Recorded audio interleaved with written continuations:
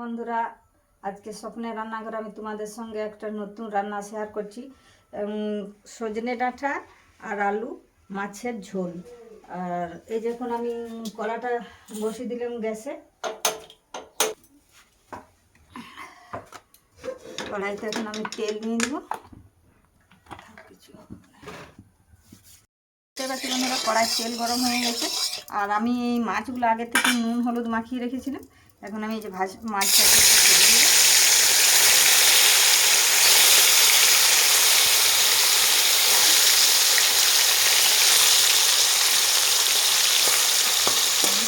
আমি ভালোভাবে ভেজে নেব। দেখতে পাচ্ছি বন্ধুরা, মাছ ভাজা হয়ে গেছে। মাছটা আমি খুব সুন্দর করে লাল লাল করে ভেজে নিয়েছি। আর মাছ ভাজা হয়ে গেছে। এখন আমি মাছটা তুলে রাখবো।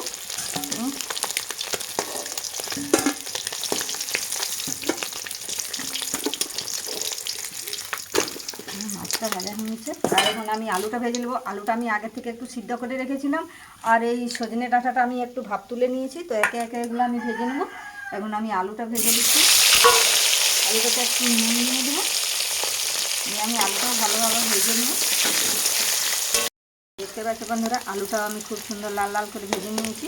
আলুটা এখন আমি তুলে নেব।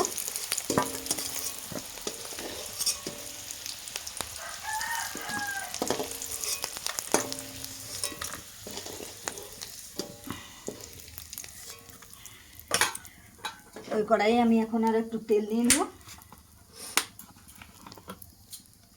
একটু তেল দিয়ে নেব।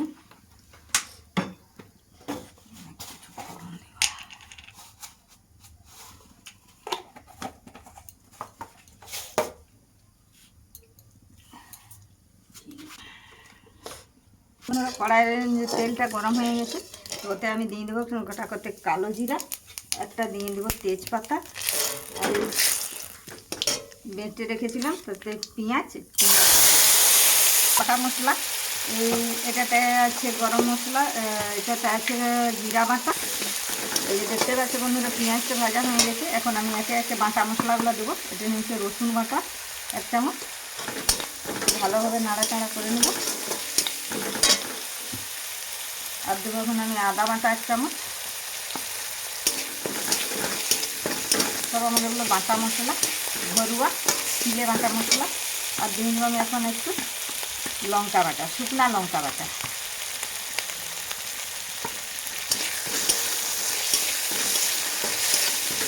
আর দিয়ে দেবো এখন আমি জিরা বাটা।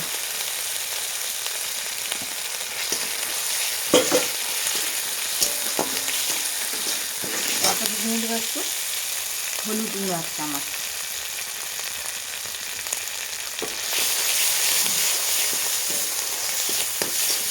দেখতে পাচ্ছি বন্ধুরা, ভালোভাবে মশলাটা এইভাবে নাড়াচাড়া করে ভেজে নিতে হবে। আর আমি একটু টমেটোকে পেস্ট করে রেখেছিলাম, ওই টমেটো পেস্টটা দেবো এখন। এই যে টমেটো পেস্ট করে রেখেছিলাম, সেটা টমেটোটা দিয়ে নিই।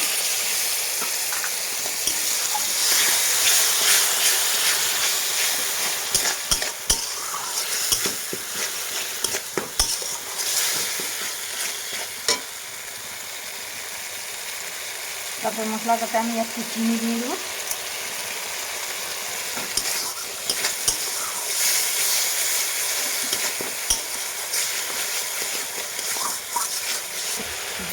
দেখতে পাচ্ছি বন্ধুরা, সজনে ডাঁটাগুলো একটু আমি ভাপিয়ে নিয়েছিলাম। এখন আমি ওইগুলো দিয়ে দিচ্ছি। আর সঙ্গে দিয়ে দিচ্ছি ওই যে আলুগুলো ভেজে নিয়েছিলাম, সেই আলুগুলো দিয়ে আমি এখন ভালোভাবে মশলাটার সঙ্গে ওইগুলো মাখিয়ে নেব।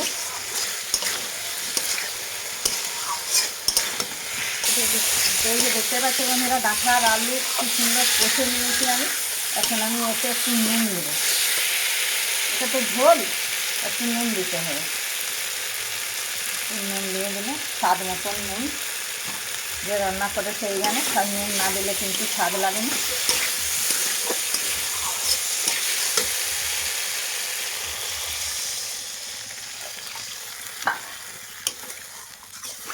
এবার এখন ফুটলেই মাছ ভাজাটা দিব। ঠিক আছে বন্ধুরা, মাছের আলু আর ডাঁটার ঝোলটা ফুটে গেছে। আর এখন আমি এসেছি মাছ ভাজাগুলো দিয়ে দেবো।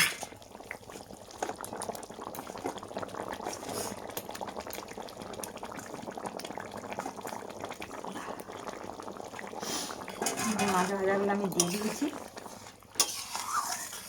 একটু নেড়ে দিলাম। এখন আমি এই যে গোটা গরম মশলাটা বেটে রেখেছি না, সেই গরম মশলা দিয়ে দেবো।